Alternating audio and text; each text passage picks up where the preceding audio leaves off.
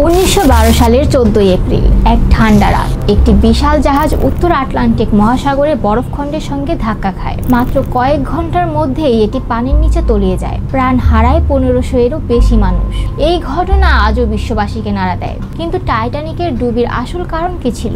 এটি কি নিছকই একটি দুর্ঘটনা, নাকি কিছু ভুল সিদ্ধান্ত ও প্রযুক্তিগত সীমাবদ্ধতা এই ট্র্যাজেডির পেছনে দায়ী? আজকের এই ভিডিওতে আমরা জানবো টাইটানিক জাহাজের নির্মাণ, তার ঐতিহাসিক যাত্রা, ডুবির কারণ এবং কিছু অজানা তথ্য। 1909 সালে British ship building company Harland and wolf একটি বিপ্লবী জাহাজ নির্মাণ শুরু করে। এর নাম দেওয়া হয় RMS টাইটানিক। এটি ছিল বিশ্বের সবচেয়ে বড় ও বিলাসবহুল জাহাজ। দৈর্ঘ্যে এটি ছিল 882 ফুট এবং ওজন ছিল 46,328 টন। এর ইঞ্জিন এতই শক্তিশালী ছিল যে এটি ঘন্টায় 23 নটিক্যাল মাইল গতিতে চলতে পারত। তবে টাইটানিককে শুধু বিশাল আকারের জন্যই বিখ্যাত করা হয়নি, এটিকে বলা হতো অপরাজেয়। কিন্তু ইতিহাস দেখিয়েছে সেই দাবিটি ছিল মারাত্মক ভুল। 1912 সালের 10 এপ্রিল টাইটানিক তার প্রথম যাত্রা শুরু করে সাউদাম্পটন, ইংল্যান্ড থেকে। গন্তব্য ছিল নিউ ইয়র্ক, আমেরিকা। এই জাহাজে ছিল 3টি আলাদা শ্রেণীর কেবিন। ফার্স্ট ক্লাস, ধনীরা এই অংশে ছিলেন। বিলাসবহুল ডাইনিং, সুইমিং পুল, জিম এবং লাইব্রেরি ছিল এখানে।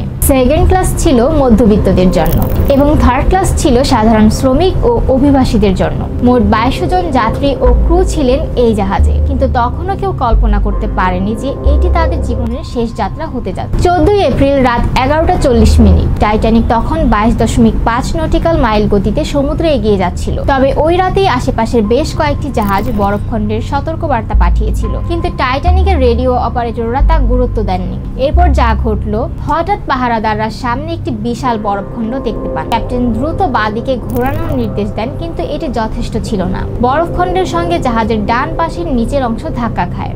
এতে 6টি আলাদা আলাদা চেম্বার ফুটো হয়ে যায়, যা জাহাজটিকে দ্রুত ডুবিয়ে দেয়।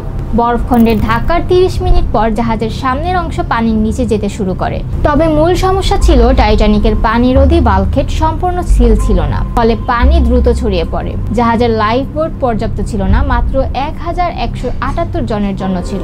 অনেক যাত্রী শুরুতে বিশ্বাসই করেনি যে জাহাজটি ডুবে যাবে, তাই তারা লাইফ বোটে উঠতে চায়নি। রাত 2:20 মাত্র 2 ঘন্টার মধ্যেই টাইটানিক 2 ভাগে ভেঙে পানির নিচে ডুবে যায়। জাহাজ ডোবার পরও প্রায় 1500 মানুষ ঠান্ডা পানিতে ভাসছিলেন। কিন্তু এই পানির তাপমাত্রা ছিল মাত্র -2 ডিগ্রি সেলসিয়াস। এতে মাত্র 15 থেকে 20 মিনিটের মধ্যেই অনেকেই হাইপোথার্মিয়ায় মারা যান। শুধু 712 জন মানুষ লাইফ বোটের সাহায্যে বেঁচে যান। টাইটানিক ডুবে যাওয়ার কারণ বিশ্লেষণ করলে কয়েকটি প্রধান বিষয় উঠে আসে। নাম্বার 1, অতিরিক্ত গতি। জাহাজটি খুব দ্রুত গতিতে চলছিল, ফলে এটি বরফখণ্ড এড়াতে পারেনি। নাম্বার 2, পর্যাপ্ত দূরবীন না থাকা। জাহাজের পাহারাদের কাছে দূরবীন ছিল না, যা বরফখণ্ড আগেভাগে শনাক্ত করতে পারত। নাম্বার 3, লাইফ বোট সংকট। জাহাজে পর্যাপ্ত লাইফ বোট ছিল না, যার ফলে অনেকেই বাঁচতে পারেননি। স্টিল ও রিভেটের দুর্বলতা।